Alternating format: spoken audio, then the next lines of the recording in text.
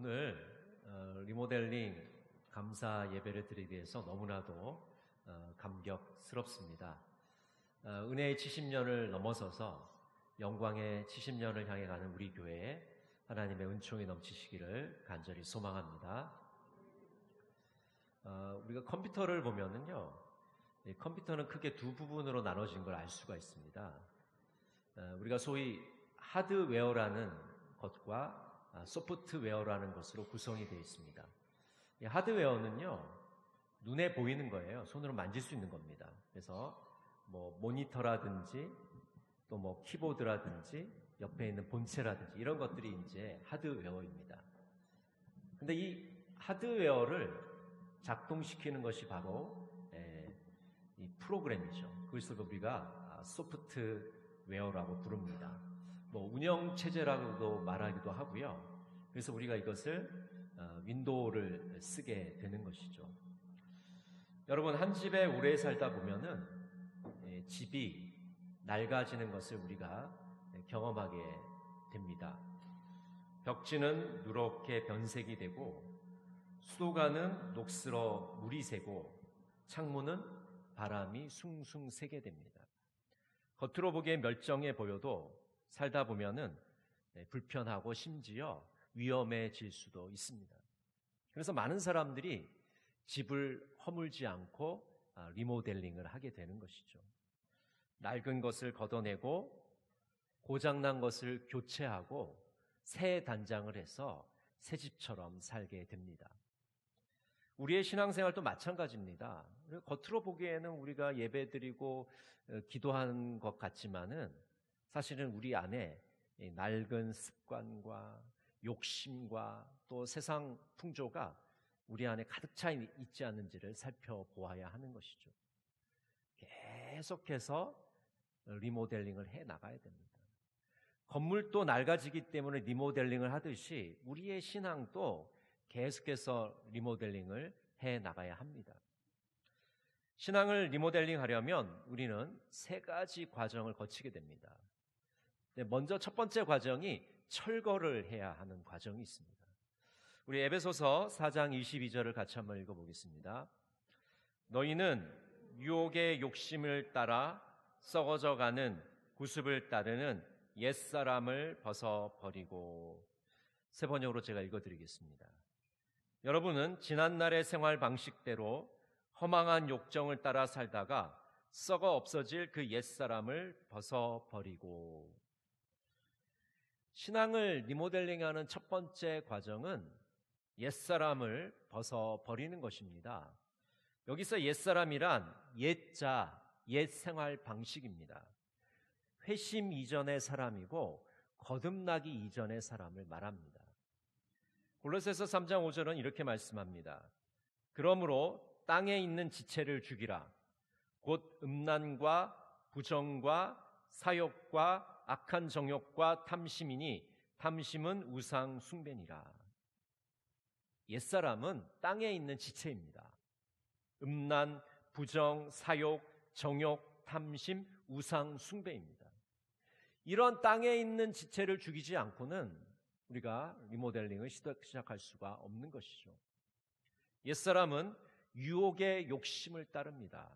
허망한 욕정과 거짓 욕망을 따릅니다. 탐욕을 따릅니다. 또 옛사람은 구습을 따릅니다. 지난날의 생활 방식과 예전의 행실을 되풀이합니다. 그러기에 옛사람을 벗어버리려면 과거와 과감하게 단절해야 됩니다. 영적으로 죽어야 됩니다. 우리 갈라디아서 2장 20절 말씀 같이 읽어볼까요? 내가 그리스도와 함께 십자가에 못 박혔나니 그런즉 이제는 내가 사는 것이 아니요 오직 내 안에 그리스도께서 사시는 것이라. 이제 내가 육체 가운데 사는 것은 나를 사랑하사 나를 위하여 자기 자신을 버리신 하나님의 아들을 믿는 믿음 안에서 사는 것이라. 그럼 바울 사도는 뭐라고 말씀하십니까? 우리가 예수 그리스도와 함께 죽었다. 십자가에서 함께 죽었다고 말합니다. 예수님과 함께 죽었기 때문에 우리는 예수님과 다시 살아날 수 있는 것이죠. 그것이 바로 신앙의 비밀입니다.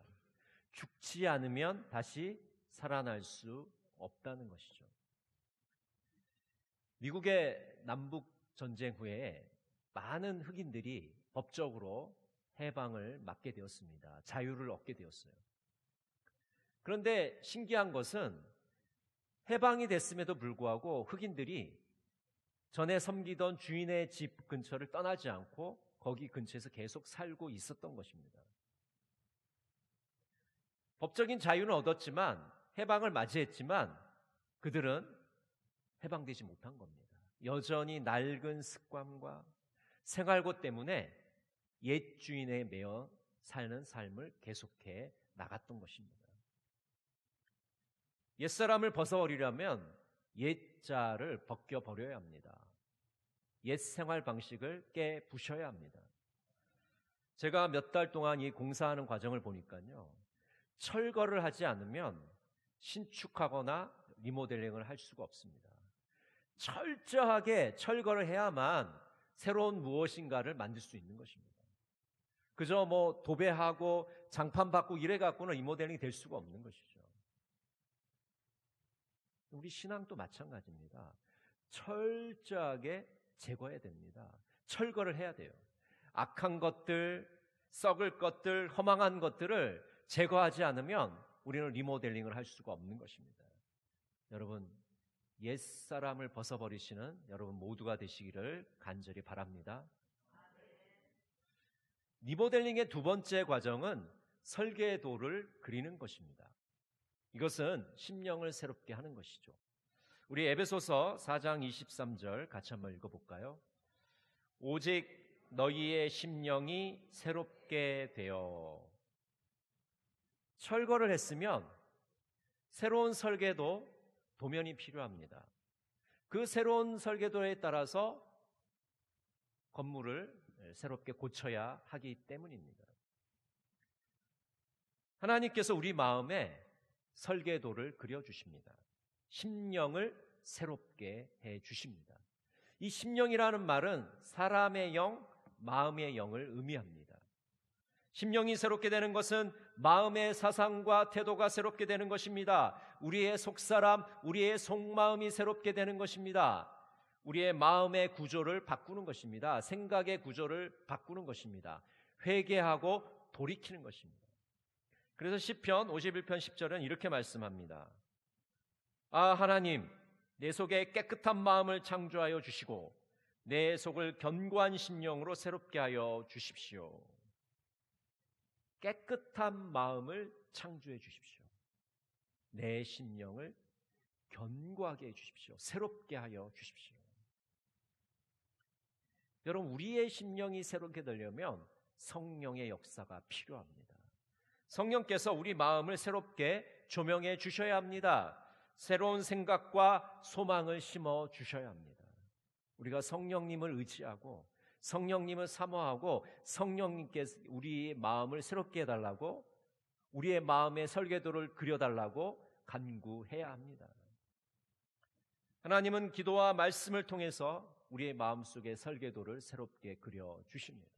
그래서 우리가 매일 말씀을 묵상하고 기도하게 되면 우리는 새로운 가치관, 새로운 습관들을 체득해 나갈 수가 있는 것입니다. 우리의 변화는 말씀과 기도에 기초합니다. 말씀과 기도 없이는 우리는 새로운 리모델링을 할 수가 없는 것이죠.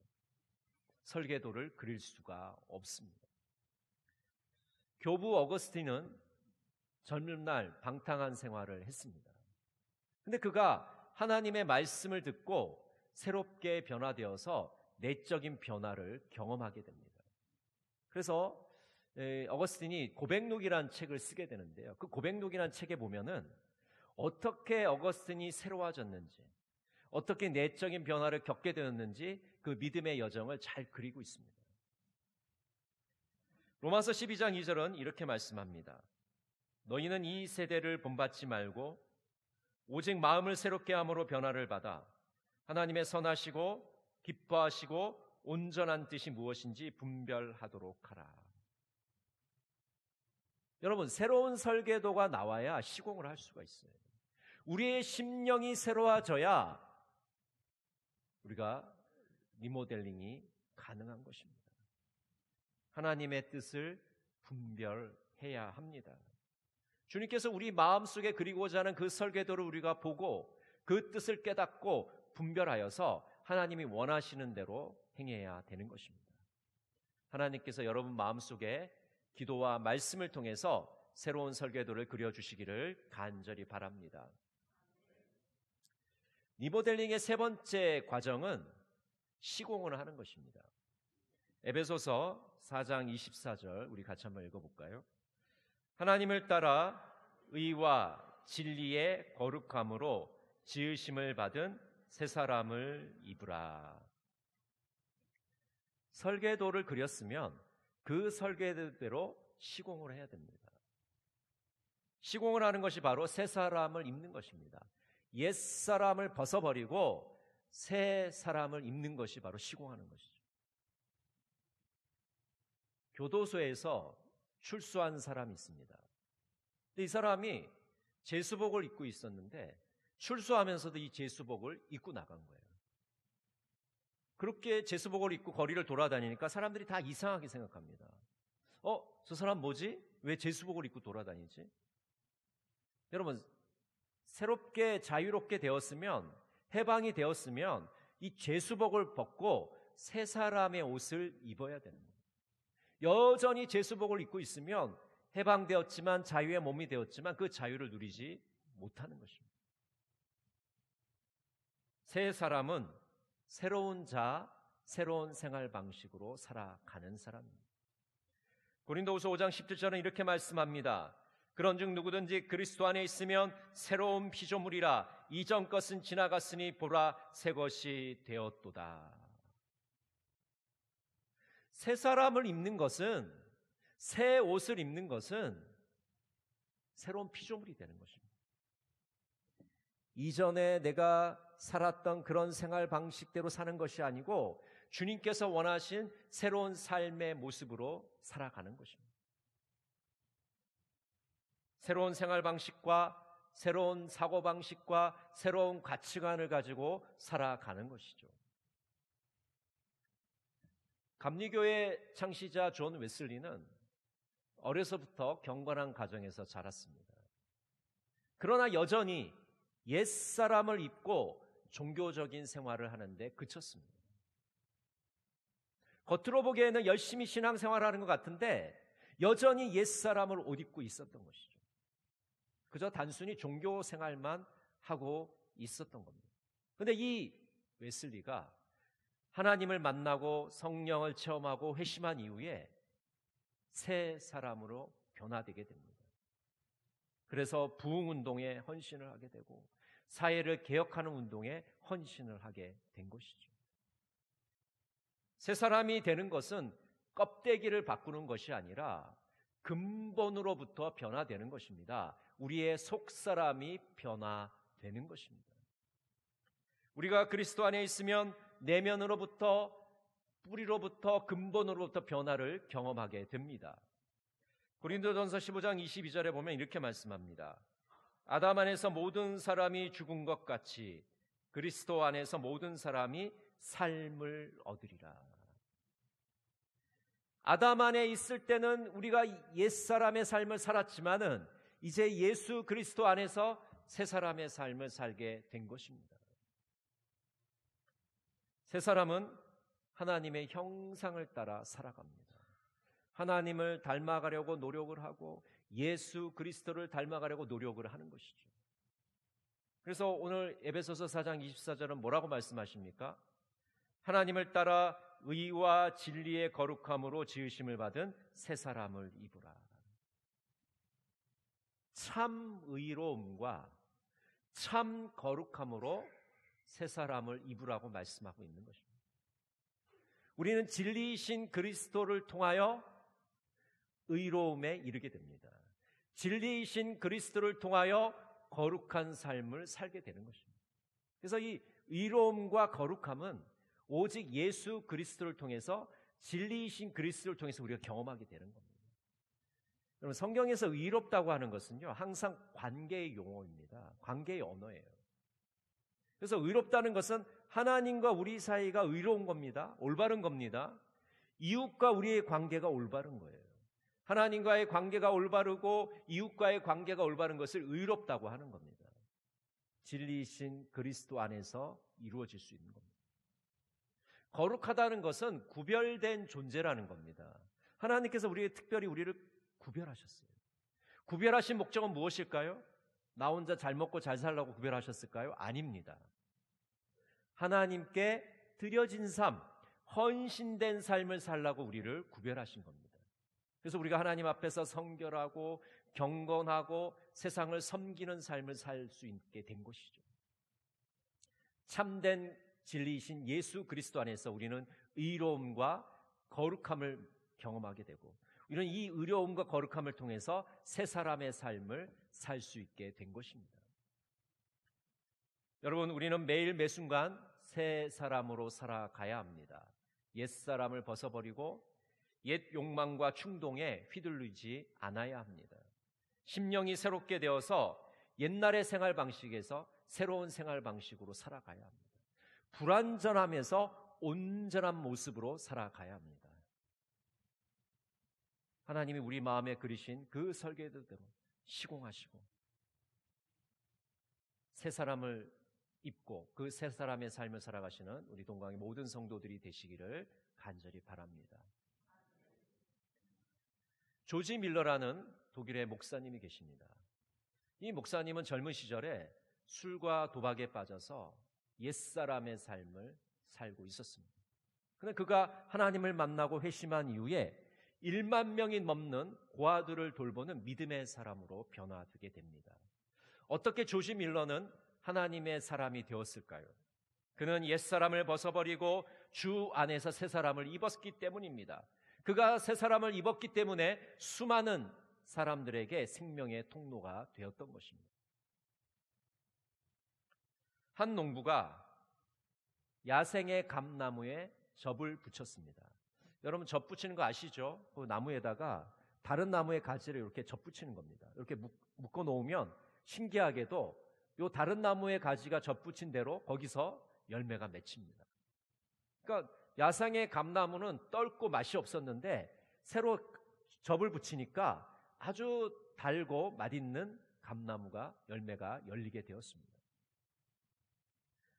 우리가 예수 그리스도에게 붙들려 있으면 우리는 옛 열매가 아니라 새로운 열매를 맺게 되는 것입니다. 해 아래 새 것이 없나니, 우리가 좀 전에 부른 찬양입니다. 해 아래 새 것이 없나니 이 죄인 살리신 주, 보라 새롭게 되니 피조물, 주의 놀라운 권능. 찬양하세 우리 주, 오 주여 영광 받으소서. 새롭게 하소서, 새롭게 하소서, 새롭게 하소서, 늘 새롭게 하소서. 여러분, 우리 매일매일의 기도의 제목이 무엇이 되어야 합니까? 주님, 우리를 새롭게 해 주시옵소서. 우리 안에 있는 낡은 습관들, 욕망들, 세상의 가치관들을 다 벗어버리게 해 주십시오. 여러분, 매일매일 우리 찬송의 제목이 무엇이 되어야 합니까? 새롭게 해달라는 그런 찬양이 우리 안에서 울려 퍼져야 되지 않겠습니까? 여러분, 지난 몇 돌 동안 우리는 수고해서 리모델링을 하게 되었습니다. 여러분, 얼마나 감격스러운지. 여러분, 그 먼지 구덩이 속에서 우리가 예배를 드렸었잖아요. 그 불편함 가운데 우리가 예배를 드려왔잖아요. 얼마나 감격스러운 날입니까? 이제 하드웨어를 갖췄기 때문에 이제 소프트웨어를 준비해야 됩니다. 영적으로 리모델링을 해 나가야 됩니다. 예배당을 리모델링하고 건물을 리모델링 했듯이 우리의 신앙을 계속해서 리모델링해 나가야 됩니다. 여러분, 멈추지 않으시고 이 새로운 하나님의 사역에 동참하시는 여러분 모두가 되시기를 간절히 바랍니다. 기도하겠습니다. 사랑의 하나님, 우리의 신앙을 리모델링하기를 원합니다. 철거하고 새로운 설계도를 받고 그대로 시공하게 하여 주시옵소서. 옛사람을 벗어버리고 심령이 새롭게 되어 새 사람을 입게 하여 주시옵소서. 예수님의 이름으로 기도드립니다.